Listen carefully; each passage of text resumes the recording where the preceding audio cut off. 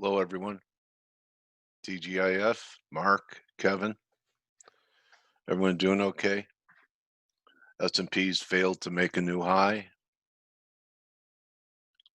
How are you, Brock?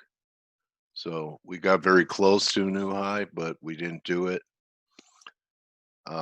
Just want to kind of review the week and how you could tell that you might be onto something is just as simple as not getting run over. Okay. So here was the turnaround Tuesday short, 20 handles. Here was the Wednesday short, 50 handles. And then I sold some near the close yesterday. 61.8 was 82 and 78.6 was 90. And it's failing. So even the 61.8 at 82 is up 20 handles here. So why does that tell me, that something's changing is because I've sold rallies and gotten run over. Okay. So when you're selling things, even though it hasn't turned into a shift in trend, or you don't know if you have a turning point yet, just the fact that you're not getting killed while trying it is a pretty good sign that you're onto something. Okay. So three sales, all working. S&Ps are barely higher on the week. NASDAQ made a new high without the S&Ps. Here's its new high. It's diverging up here. And on a weekly basis, let's see if we're still higher on the week in the S&Ps. That too. Or an argument for taking profits when you have them on part of your position. I think that's an even better argument. Low leverage is always good, but learning how to bank part of your trade instead of watching it evaporate and just riding the roller coaster up and down. You could do that with part of your position, but I'm a big proponent of you got to take something. You have 10 to 20 handles on an S&P trade. You take part of that and then tighten your stop. That's right. So you're not perfect. Okay. You leave money on the table by taking partials, but a lot of times um, you're not leaving money on the table. You're grateful you took something off. So, to me, that's the only way to kind of overcome trying to be perfect all in, all out. Okay. So let's see if we're still higher on the week. Barely higher on the week. Looks like we're on change. Uh, no, we're lower on the week. Last week's close was 3367. To have a 2 week reversal, I know I brought it up a few times. We're not that far away now. 2 week reversal happens at 3351.5. We close under that today, and you're going to have a 2 week reversal. Everyone with me on it? So, really, the Bradley date worked on the 19th, as well as all the divergences I talked about. Yeah, early in the week on multiple time frames. You guys remember that? I went over daily, 4 hour, 2 hour, 1 hour, even 15 minute, and across all time frames, new highs were not confirming. Okay, and I have to give the comeback kid of the week is the US dollar. Okay, so we went from breaking the double bottom at 92.50, trading almost down to 92. Blake put out a great chart of the day that this may have been a false breakout. Once we did this, back above 92.50, we just had a little pullback, and here we go. So I actually think this rally in the dollar has legs to about 95 to 96. and most likely that's not going to help risk. Uh, Here's a negative week in euro. Nice trade Blake on the short side, but here's your weekly. Pretty ugly candle, almost a reversal. We need 117.86. We've got it. So we're going to have a 2-week reversal in euro USD.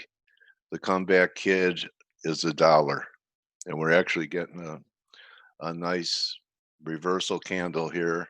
God, if we could take out 94, that's going to be a real nice outside candle. That's still 60 pips away.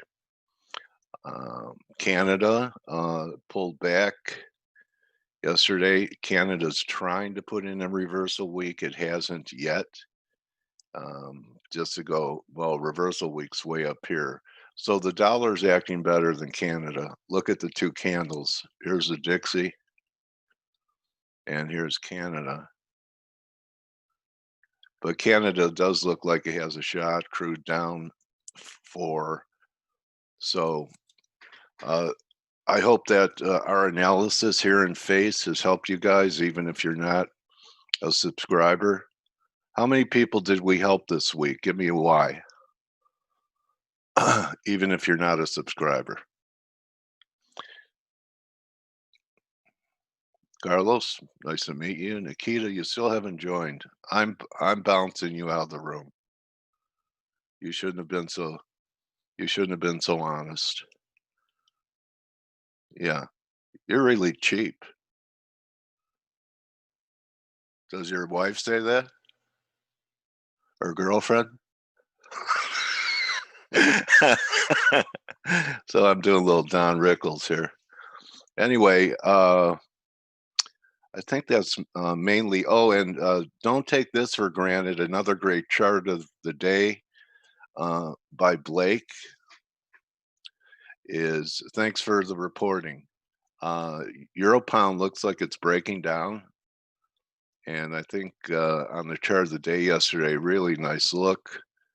I mean, why can't we go, to 87 or so? And I think Greg is going to be with us. I think he has targets all the way down here. So any questions for me? There's the end. Okay, Laura, glad to help. Rates, remember at the beginning of the week, I said people are going to say, oh, that was just a little blip on rates, and that there'd be some doubt about it now. And actually, you look at the week, maybe they're right. But when I look at this, Brock, shorter term TFs, this looks pretty directional or impulsive. And right now, look how oversold we are. I don't think that the 10-year, I don't think that the 10-year is going to take out this low. To me, it looks like it's consolidating before another wave. So, I still think there's a chance. It's contrarian view of us trading up here towards, 110, 120. I think we'll know next week. If we get a decent sell-off in risk, that's going to be interesting. Yeah, that's what the argument is, that there'll be no vaccine, which is negative for rates, that they'll stay lower longer because we can't have a recovery without a vaccine. So that's what I'm hearing too, Charles. Okay, so turn it over to Blaker here. And Steve will be back with us next week, even though he's still working on his vacation.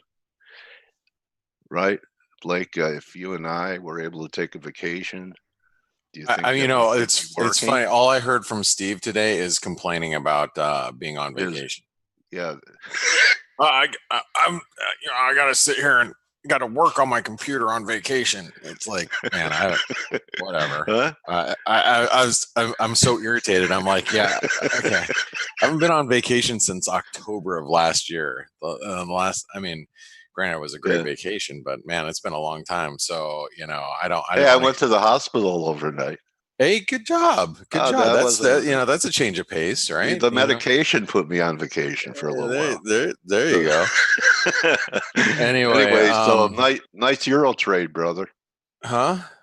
Oh, Nice thanks. Euro trade. Yeah, I cut it a little early. I just closed it out, but Yeah. it's been uh, in all actuality, it's been a pretty choppy week. I've got some pretty good ideas brewing right now. Some pretty big potential moves that are brewing, but where it all. I'm going to tell you where it all happens, and this is what's really going to move the market. Is this. Here's the S&P, and I'm gonna just show you really quickly what's going to move the market here. Yeah, Okay, breaking that trend line. it's either above Yeah. 3,400 or below 33. 3,350. Yeah. 3,350, and we're 3,360 right now. So I mean, we're basically um, coming towards the lower end of the trend line, because if we break through 3,350, we should revisit 3,300, maybe 3,250, right? That's like possible.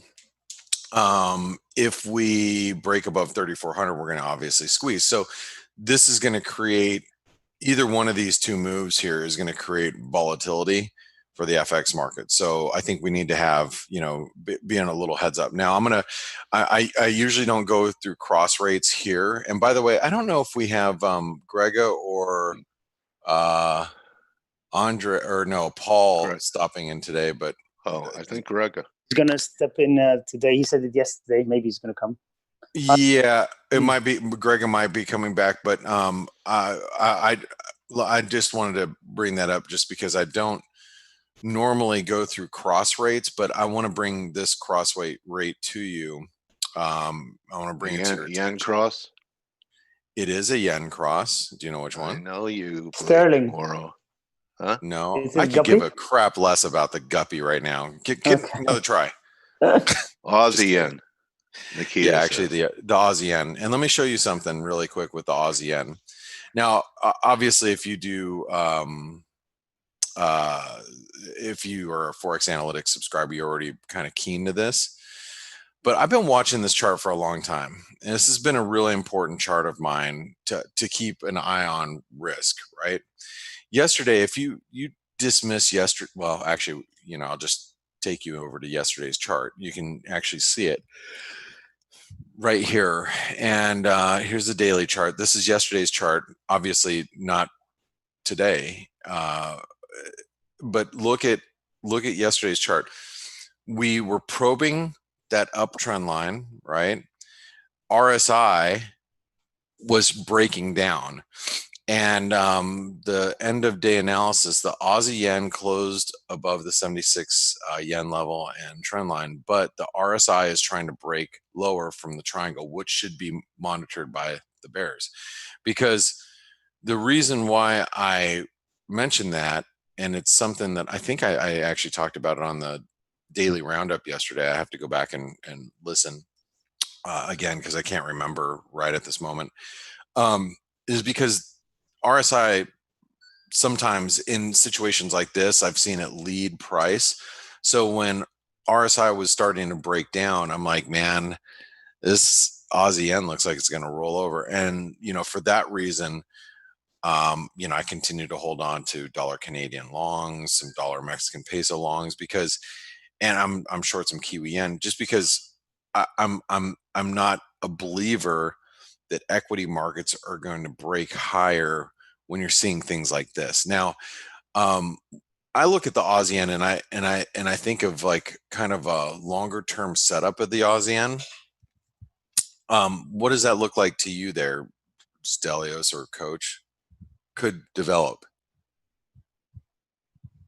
Well, you mean if it breaks or what? Well, I want you to be a little creative with your mind. I'm gonna show you what I'm thinking here. Oh, inverse head and shoulders. Yep. So I'm thinking that we're gonna do that, right? I'm overall I'm an Aussie bull, and you know there's a reason why. First of all, I think that I think inflation at some point, I know people have been yammering about it forever. I think at some point, I think this is actually the point. Inflation is going to start to increase in the coming years. The massive amount of liquidity we've not only seen since, you know, the great financial crisis, but COVID, I think it's going to come home to roost. I think we're going to see higher inflationary prices, whether you're talking about hard assets, real estate, gold, cars, watches. I don't care. You know, I think inflation is going to, it's actually going to be real over the next couple of years. And I think it's going to feed into these commodity currencies. However, near term, I actually think the Aussie could be impacted a little bit, you know, especially with risk appetite. Something else that I'm watching too is that the big dam in China. I know we talked a little bit about it a couple of months ago, but it's something else that I think that we need to pay attention to, because the dam is like it could literally wipe out millions of people and their homes in China, and you got to keep an eye on it, because I think it's going to have a negative effect on Chinese growth, but more from a currency standpoint, it might actually impact Aussie negatively at first if a tragedy like that happens. And I think, you know, because of all the rains and the flooding that's happening, we've got to keep an eye on it. And if that happens, the Aussie will come down, but then it should strengthen after that pretty aggressively, because China is going to require a lot of Australia's resources for rebuilding after the, you know, tragedy is kind of past. So I'm watching the Aussie for a lot of different reasons. I do think it's and that I actually think is a pretty big risk appetite in China in general. What is the name of that dam? The Three Gorge Dam, I think, is what it is, if I'm not mistaken. I don't remember. You can just Google Chinese dam break, flood, you know, whatever. But the point I'm trying to make here is see the relative strength on Aussie yen. It's leading us lower, like price is going to eventually break, and I wouldn't be surprised if the Aussie yen, you know, trades down towards the 200-day moving average, you know, find some support before eventually breaking out, something like that, maybe even further, you know, depending on what happens with risk. I mean, you know, obviously if the S&P goes from 33, where we at 3360, and drops to, you know, 2800, you know, the Aussie yen probably is not going to the 200-day moving average, probably going to like 70. You know what I mean? So it really is more dependent on what equities are doing and everything else, not just, you know, me trying to figure, you know, trying to forecast where we're going here. You know, it's near impossible to do right now without seeing what's happening at that time. But it does look vulnerable, and that's one of the things that's keeping me on the defensive with regarding currencies. Now, what I have to pull up today, let me pull up the bias chart. By the way, it is the Three Gorges Dam. Thank you, Sam. Okay, Three Gorges Dam. That's what I thought it was. So wasn't 100% sure, but I was pretty sure. All right, so you know, Stelios, I'm going to start. We have Canadian retail sales this morning, right? That is correct.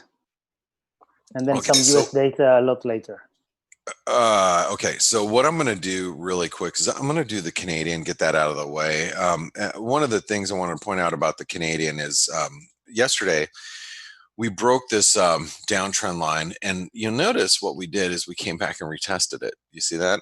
The black trend line here? broken trend line, came back, retested it, and now here we are back near the 38% retracement. Now you'll notice I already drew this because I sent it out to our traders earlier this morning when we were down at 132. I think we're developing an inverted head and shoulder pattern, which is complex. Now, this is the interesting thing, because if the dollar Canadian actually breaks out, then now we're going to threaten the channel resistance. But why is that big? Because that channel resistance isn't just any normal channel resistance. That's actually multi-month channel resistance, which what I'm trying to point out to you is 132.75 is a big deal to me. And the dollar Canadian looks vulnerable to a break higher. Now, what's really going to perpetuate like a move like this higher is going to be the S&P, breaking lower, and but that's really what I'm looking at. And I have a little bit of dollar Canadian exposure. Believe me, I want to have a lot more on, a big breakout. Okay, so it's something that I think we all should be monitoring. So resistance today is 132.40, then 132.75, and that is key. And as you guys know, I've been keeping us on range because I'm just it's been divergent, unlike the Aussie and the Kiwi and the Euro and everything else that's been moving. It's just the dollar Canadian's been kind of very sluggish to moving lower. And you notice we're all multi-year trend lines right here. That's why I have a pattern in play in the dollar Canadian. So support right now is obviously, well, we can write down the overnight low, which is 131.60, but really it's 131.30. So 131.30 is key support. That's 161% extension, and then 1.3160. Okay, range. Let me get through some analysis really quick. So the euro failed breakout attempt. I did Forex Analytics. We had a pattern in play from the dark cloud covered it this morning, but it's gone lower since then. We are currently, trading around this pretty key level of support here. You can see it here, but what we did is we just traded it down to the 78% retracement. Now, false breakouts usually lead to complete breakdowns, so I'm not convinced that the euro's done going lower. But that doesn't mean, that doesn't mean it can't bounce. I think any bounce back, above 118 is going to find some sellers. So the 78% retracement, sorry, my eyes are watering right now, is 117.65. So the low here is 60. I'm going to write down, the 88% retracement comes in at, well, I have to write down a couple numbers. 117.10, obviously, and then 117.60. I know we're on it, but I have to write it down. Any rally back to probably that previous support here, 118.25. Should find sellers today. 118.25. Now, I'm going to write down bullish. You guys know, because you guys have heard me say this for the last couple of weeks. I know it's a bullish trend, but just because it's a bullish trend doesn't mean we can't have counter trend moves. If you guys have been watching me here every day for the last couple of weeks, I am expecting this. I'm expecting, maybe is not the right word. I'm hoping for that. I'm hoping, because I really just want to get long the euro down here. It's really what I want to happen. Trading at counter trend is risky. When it's in such a bullish trend, if you're short, you just have to take smaller positions because, simply it's just it's easier for it to go higher than it is to go lower. So And we saw that a perfect example of that yesterday. I mean, we were selling off yesterday morning, and then yesterday afternoon we bounced like a bat out of hell, not in just the euro, but in everything. So, that's typical when you're going counter trend. It's going to happen. Yesterday was bananas, right? Yeah. Speaking of bananas, I mean, look at the cable. Okay. I mean, look at this move. I mean, we were rallying above 132.50. We slipped all the way down to 130.50. Yesterday we rallied 150 pips higher, back to 132.50, and then back down again today. I mean, and remember, a lot of this is European PMIs, and just I have to mention to you guys, the European PMI data was not good at all. The UK PMIs, I don't think were that bad, right, Stelios? I'm not sure if they were actually good, and yeah, retail sales was a lot better as well. Which is crazy, because now you got the cable sliding. This is why we rallied, and then we had the news out of the Barnier and the Brexit stuff, which was negative, and we're selling it. Okay, so what was that news, by the way? Well, basically, Barnier said that they're not close to an agreement, and the main disagreeing point is fishing waters and other stuff. The same old, basically. So there's no progress. That's the problem. And we were warned about that yesterday, and there was actually news yesterday that was the risk that we are risking Brexit with no deal still. Yeah. And that's there's a lot of reporting on that yesterday. So for me, this whole thing is like a divorce, like a messy divorce. Both sides want this, I want that, I do this, I do that. In the end, they're going to agree on something. Is it going to be good or crappy or whatever? It doesn't matter. So my opinion remains that they're going to find some kind of agreement. It might not be a good one for one side or for both sides, but I think we're going to avoid a messy Brexit. That's my view. Got it. I could be wrong, obviously. Well, with the cable, I'm going to put the cable back in range. And the reason why I'm doing that is because, these failed breakout attempts above the 132 level really have to be, it is, I think, a big warning for cable bulls. And I know I can't really turn bearish, but at the same time, it's really hard for me to be bullish when we keep failing above this multi-year trend line, above this horizontal resistance here.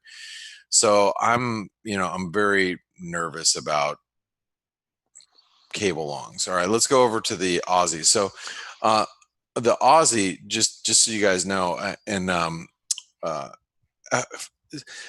I've spent a lot of time in recent years making fun of City Tech. Man, City Tech, they're great. They've been great. If they issue an alert, you just basically go opposite, and then you're fine. But they've actually been quite on recently, and myself and a couple of my colleagues in the New York area, we've been observing that recently.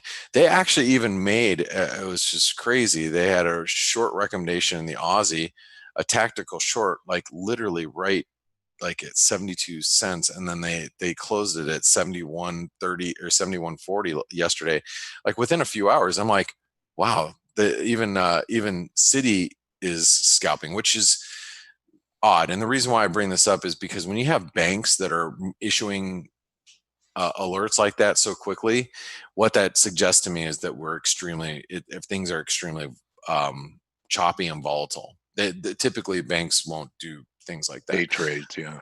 They don't. They don't. And so when you're Blake, if I could just ask Stella a question.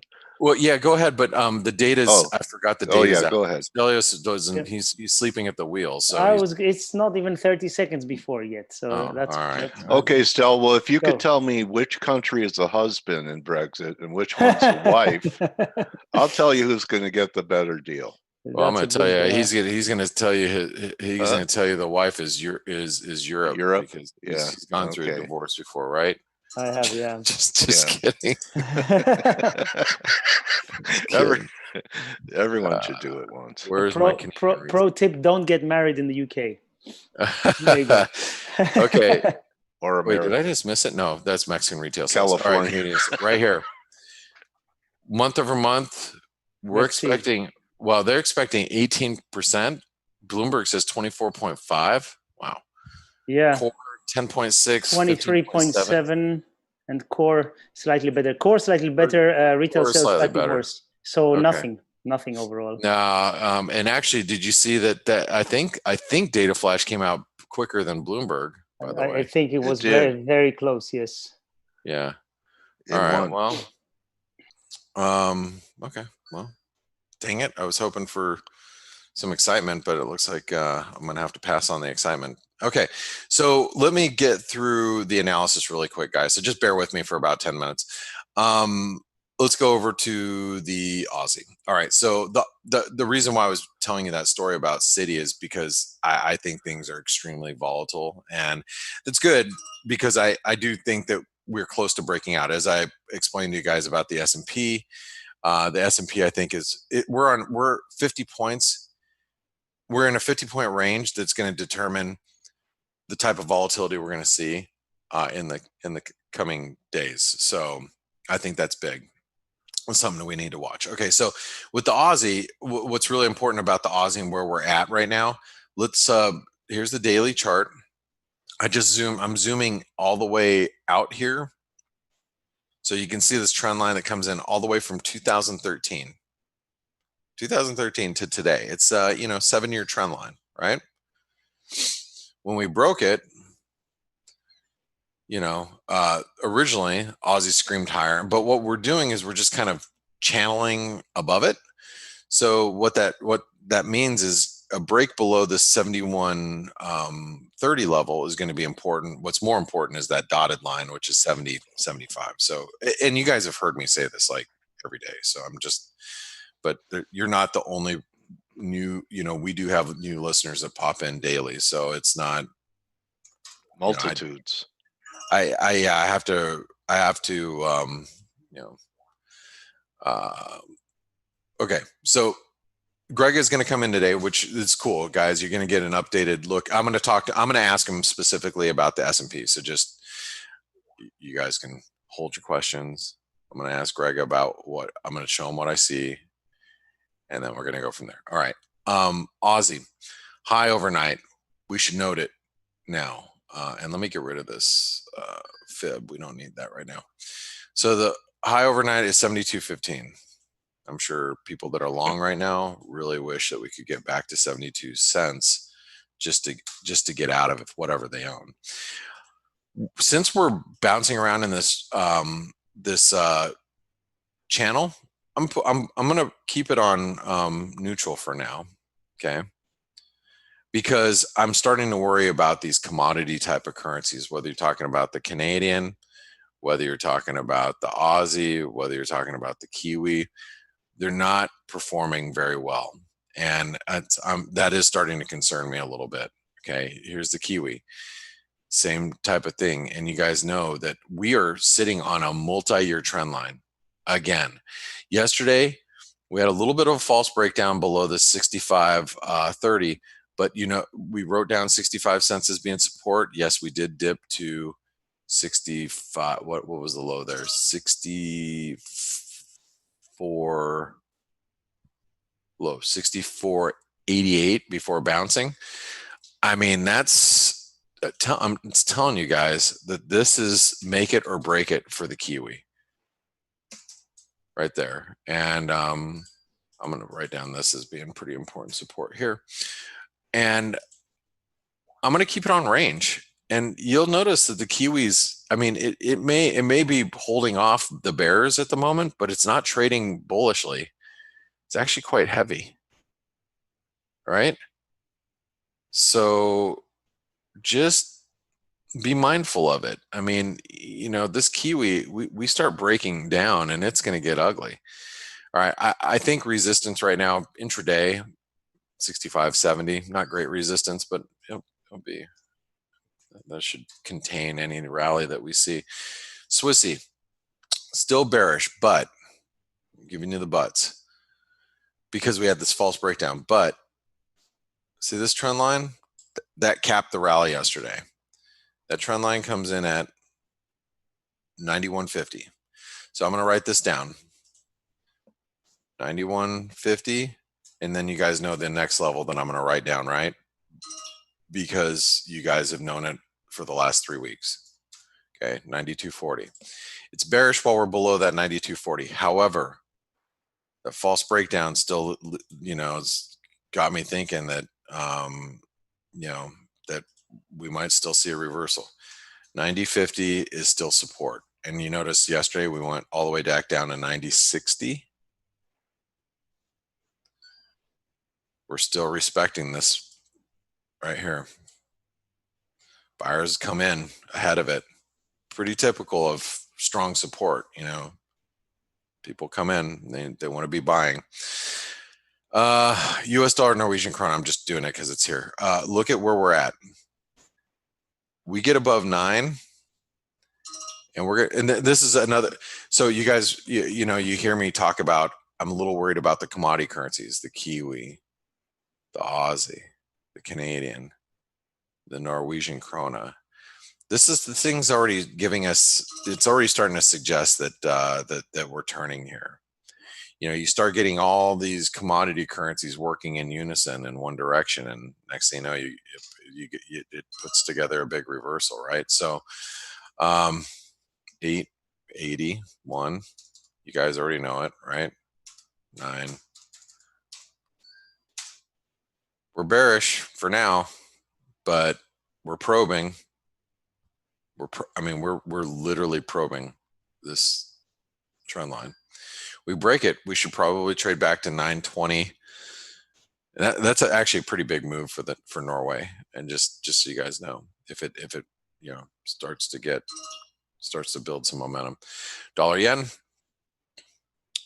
messy as all get out. Hard to trade the dollar yen right now. I mean, you know, look at this chart. You guys go ahead and, you know, have fun with that. 105.30, 106.50, same stuff. Okay.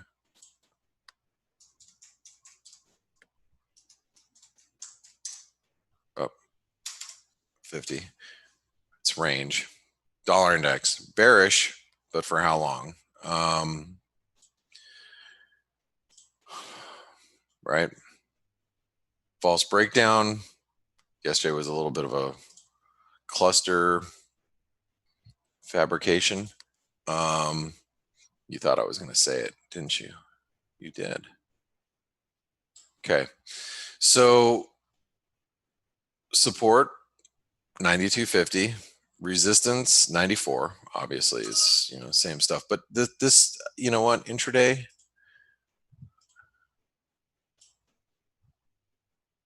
$93.40. Okay.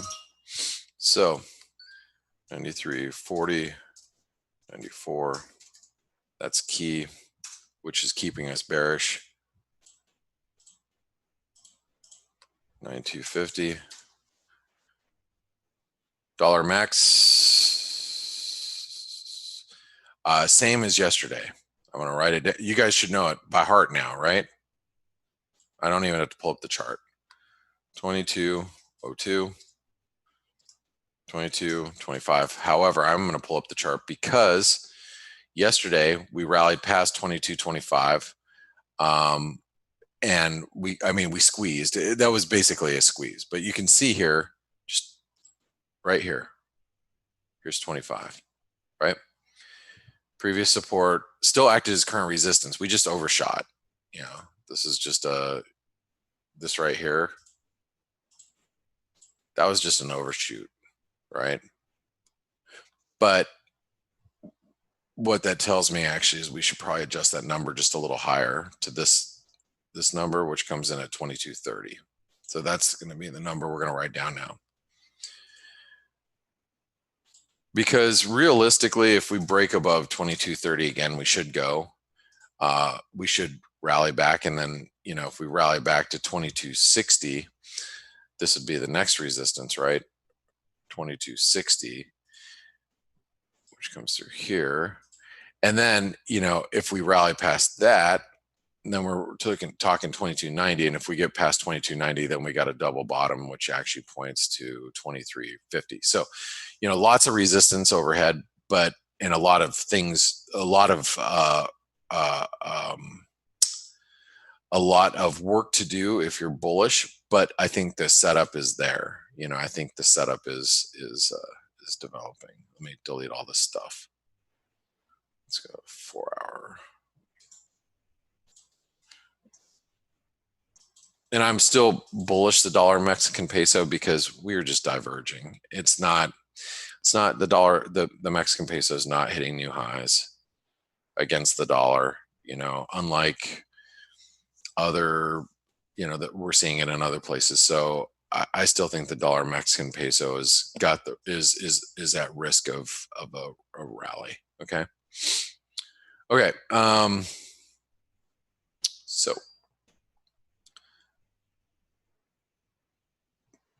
where are we at? Okay, gold and the S&P. So let's start at the S&P because it's right here. So you guys should know this. Actually, today's low comes in at 3360. So I'm going to write down 2 levels, right? Because the trend line, well, first of all, support is at 3350. And this is key because this is yesterday's low. Trend line support is at 3360. That's today's low, right? And we bounced off it like a bat out of hell. So you can see, just, you know, look. Today's trend line. Oh, today's trend line. Boom, you know, just a nice launch off of it. So that means that if we break through this support here, things are going to get probably bearish. I don't know if I doubt we're going to do it today. Let me just put it that way. I doubt we're going to break down today, but stranger things have happened on a Friday. Okay. Resistance is still at 34.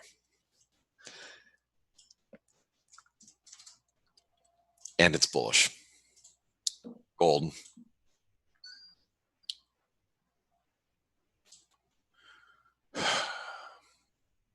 Trendline support. This might be the catalyst that drives S&P lower, frankly, is if gold breaks down. You know, I try to figure out what you know could do, you know, what could actually move the market, like stocks. Gold's been following risk, or risk has been following gold quite a bit. So if we break through this 1900 level, you guys know that 1900 is our, right? That right now is key support. We are still bullish, and resistance is 2015. One last thing before Gregor comes on. Is Gregor here? Yes, he is. Hey, okay. So before you come on, I'm gonna ask you. First of all, I want to ask you about the S&P, because let me just show you what I see. The S&P we have, this is I was telling everybody here, Gregor, that we have this uptrend line that we're respecting big time. We did yesterday. We did today. You can see it's a big, you know, that's already a 10-point bounce off of that trend line. So it's obviously very important. 3,400 is obviously very big resistance, you know. So, you know, we got 3,400 and basically 3050. And what I was saying is this, oops, shoot, I didn't want to move that fib level. Let me move that back. Okay. So what I was saying is basically, you know, resistance above 3,400 is big, or below 3050 is big. And, you know, wherever the market goes, it's going to, that's going to determine, you know, what's going to happen, in my opinion. Now, I'd love to see your counts, but here's what I wanted to say, which is really important, guys. And I was talking to one of my colleagues about this yesterday. Do you know what's happening next week? Grega and Stelios, Dale, you can blurt it out if you know. Do you know what's big events happening next week?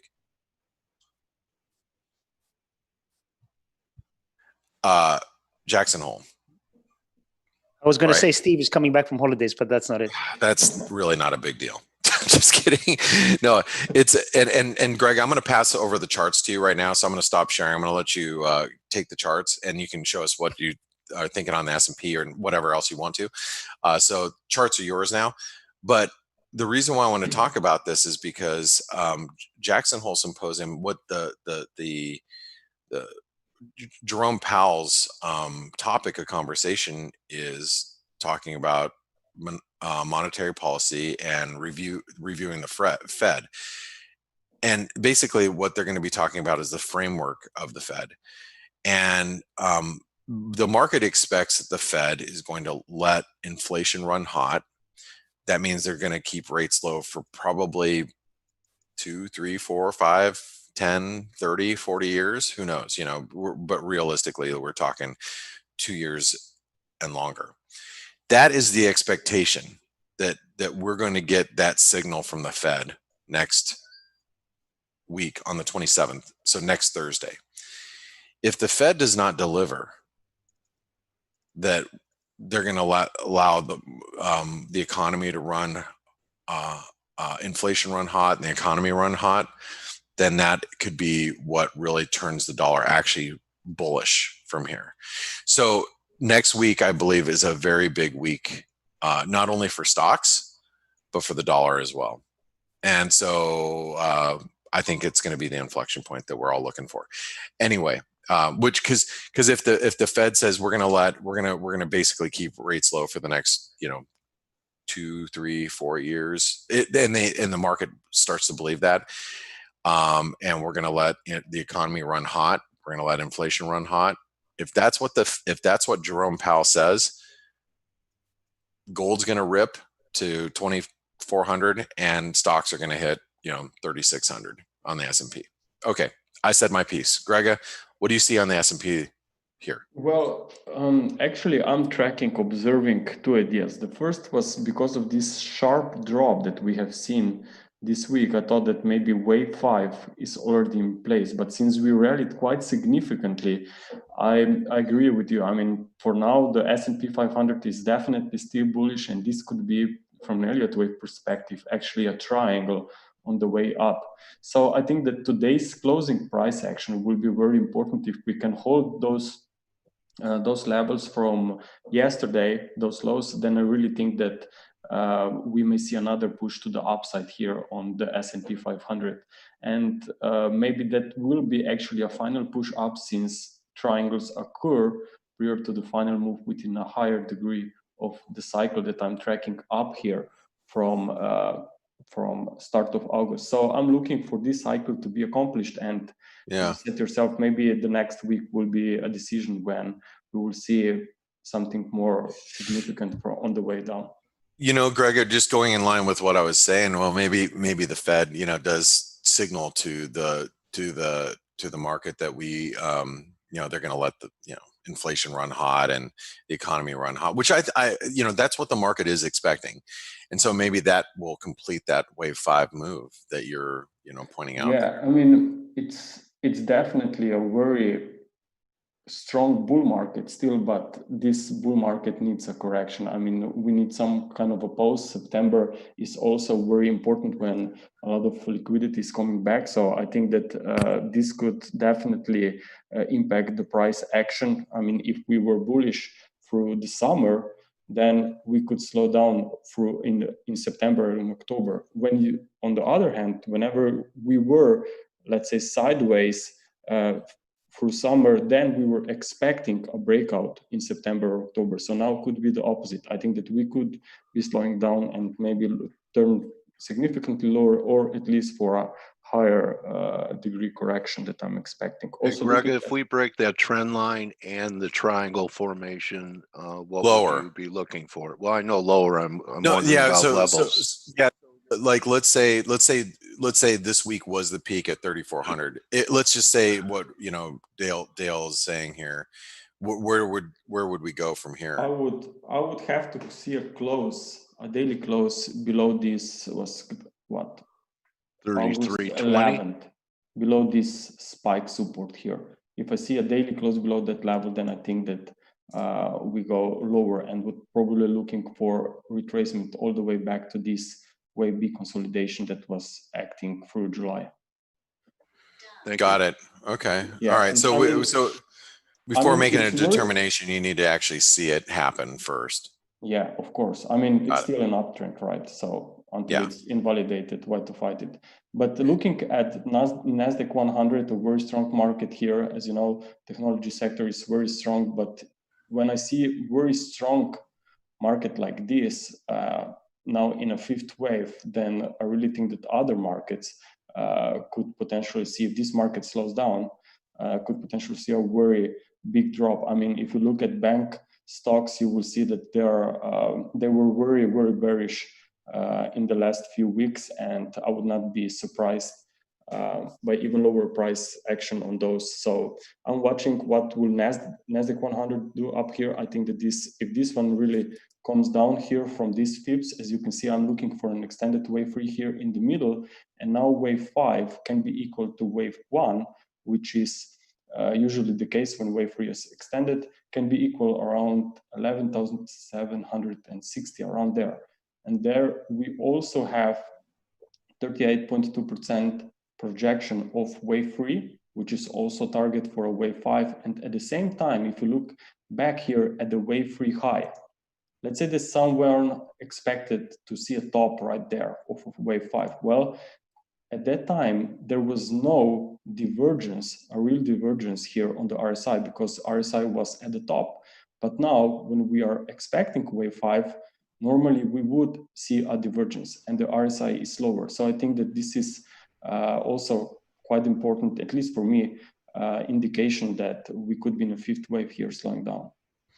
All right. Well, hey, Greg, I'm going to let you continue on. I want to thank you very much for being here today, and giving your insights to us about, you know, all these different markets. I'm gonna bow Sure, out. my But pleasure. Have a good weekend. Yeah, you do the same. I just want to say to everybody that's listening in, you know, you guys are listening to Gregor Horvat. He not only does Elliott wave analysis for himself and his personal clients, but he's also part of the Forex Analytics team. So if you are looking at the Elliott wave analysis on Forex Analytics, you're getting Gregor Horvat's analysis. And remember to try out Forex Analytics. It's only $1 for 10 days. So if you want to see Gregor's work as it's happening, check this out. All right, Grega, thank you.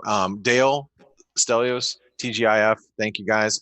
I'll see the rest of you all in the chat room. Thank you, and have fun, Grega, and appreciate your analysis here today. Have a great weekend, Blake. Are you doing anything special this weekend?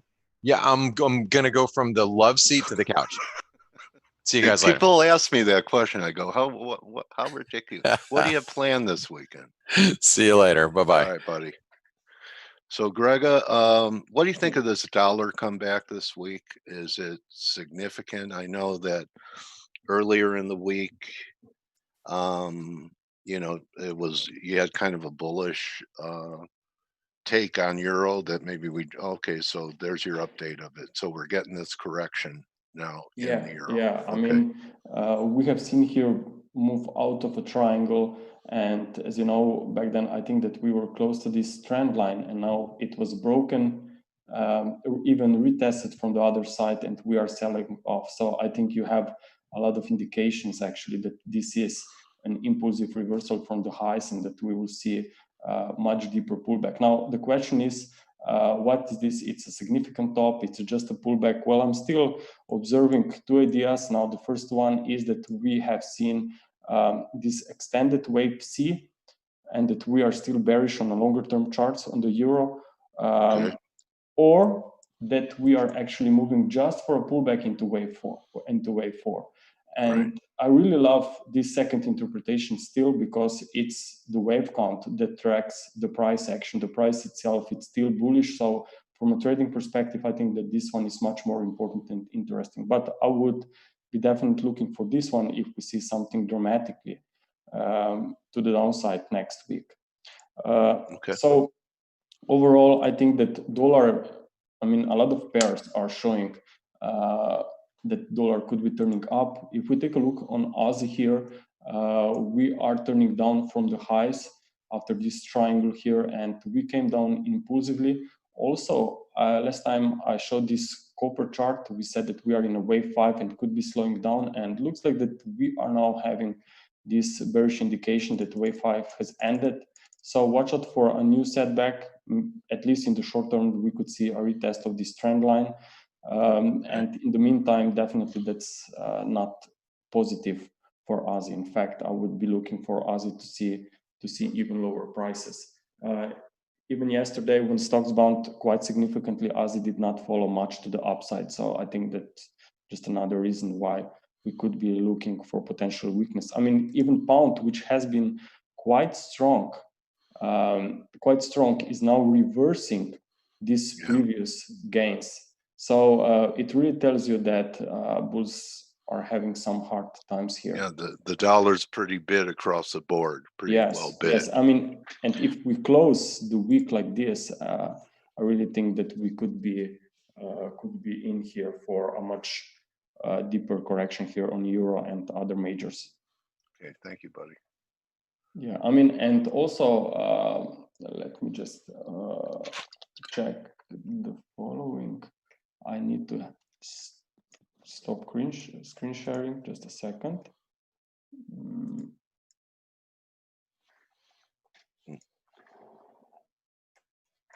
Okay, do you see Bitcoin charts? Yeah. Okay, perfect. They're small now. There it is. Bitcoin. Yeah. Actually, what I wanted to show is this. Still, if you remember this chart.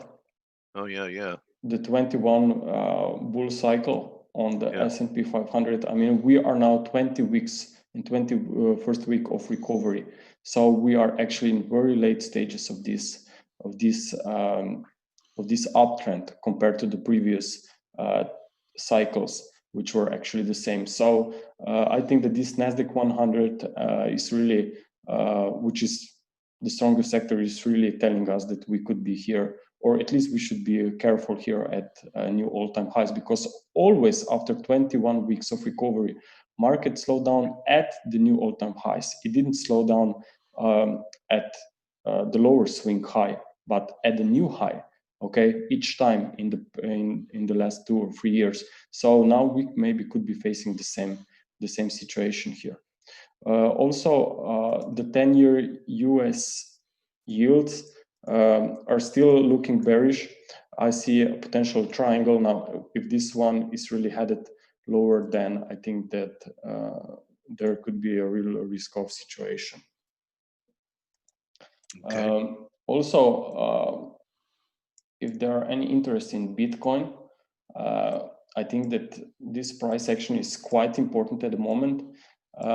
What we see is actually an extended move out of this triangle in consolidation. I have been repeating this a lot of times, actually, that we are in such case in a final structure within a larger pattern. Ideally, that's a wave 5, so we should be aware of a reversal or deeper pullback. And the intraday price structure is very important here. You have, on a 1-hour time frame, you have these 5 waves of decline. And whenever you see a 5-wave structure, either that's from the low or from the highs, you really should be aware that this is an impulse, this is a strong reversal that indicates where the trend is. Even if it's a smaller degree of trend, it tells you where we could move forward after a pullback. So what I'm looking at here, actually, if I update you a little bit, is 5 waves down, now tracking a corrective rally. I think that the important resistance is around 12,000 up here. It's also quite nice psychological level as well. So if anyone is interested in cryptocurrencies, we also cover those on Forex Analytics as well. So watch out for potential deeper pullbacks. If you own them on the long term, I think that this anyhow should not be a big deal if you see a correction. Thank you, buddy. Thank you. Is that it? Yeah, or if we have any questions. All right, let's do this. It's Friday. Everyone's loyal. First question for Grega. We'll take it, and that'll wrap it. Go ahead. Silver. Silver was first. Silver, okay. From Nikita.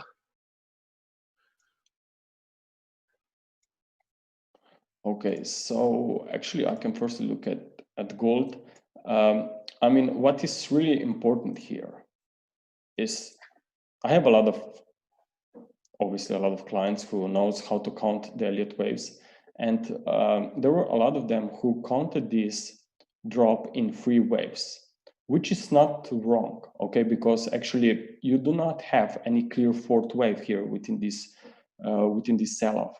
But in such cases, when you see such a sharp drop, I go to the daily chart, okay? and I will now hide labelings. And if I say to you now, try to label this wave structure, you will definitely label this as a wave A. Okay. Okay, then wave B, and then you would be expecting a sell-off in wave C. So despite having a potential free wave drop on the 4-hour chart, I think that the most important is what is going on the higher time frame charts. Now, the higher is the time frame, more reliable and important is the price structure. So in my opinion, this sharp sell-off indicated that we are in the first leg of a deeper corrective pullback. So I'm still expecting a little bit lower prices here on metals. Even a retest of August lows, I think, are very, very possible. And if we go back to the 30-minute chart, in fact, you had only 3 waves of recovery, and you can clearly count 5 waves down here from that swing high here. So I think that there is a chance that that gold will go even lower after a bounce. Correction could maybe stop around 1975. Okay, so I'm watching for lower prices on metals. Now, if we take a look quickly on silver, silver is not that bearish, okay, but still, I think it's in a complex correction because we have seen a 3-wave recovery here. So another question is if maybe that will be some kind of a triangle, maybe a flat or whatever, but we have to realize that wave 4 is not always a simple ABC structure, can be something much more complex. We know different patterns, can be triangle, can be WXY, can be double zigzag. So it's really important to wait a little bit here for price action. You know what people are going to be saying, Greg, if we get down to your level, the green, that uptrend, that big channel that it accelerated above and it pulls back to it, they're going to be saying that July was a left shoulder and August is a head and this failing rally is a right shoulder, and that's going to be the neckline. So neckline around 2340. Yeah. Yeah, I mean, and But it's probably not the right interpretation, but you know, that's the way it's going to look down there. Yeah, I mean, I really love head and shoulders patterns, and I love to look for reversals when I spot them. But I really love them when I see wave 5 top, okay, and then head and shoulders formation, because that would be indicating a completely new change in trend. But in such case, when I have wave 3, and I know it's a wave 4, and I see head and shoulders formation, I'm very, very careful. So we get a false breakdown because it's not the right count. And people get bearish and it goes to your 21 or 22 level. Yes, and then we blow. Yeah, and I mean, it's a very strong trend here. Yeah. Oh my God. I know I got run over. So well, it was great to have you a couple times in 1 week. I think it's a record. Yeah. So I will take Steve's seats now.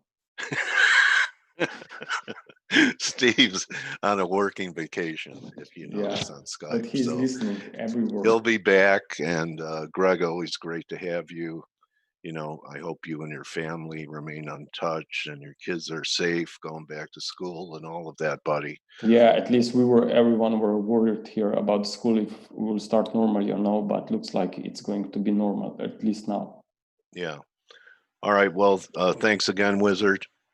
Thank you. Appreciate you stepping up this week for Steve and everyone out there. Have a great weekend. You're welcome, Brock, Amira, and remember, and I know Grega does this, don't just count your pips, count your blessings. I know what your blessings are, Grega, and I know you know too. So everyone have a great weekend, and we'll be back to lay it all on the court for you again next week. Consider joining. Over the weekend's a good time to familiarize yourself with our site, and so that you're not overwhelmed when trading begins next week. So thank you again, everyone. Enjoy. You're very welcome, everyone. You're welcome, Laura, Monica, all my groupies, and my roadies, Hugo and Skip. The tour resumes on Monday. Adios.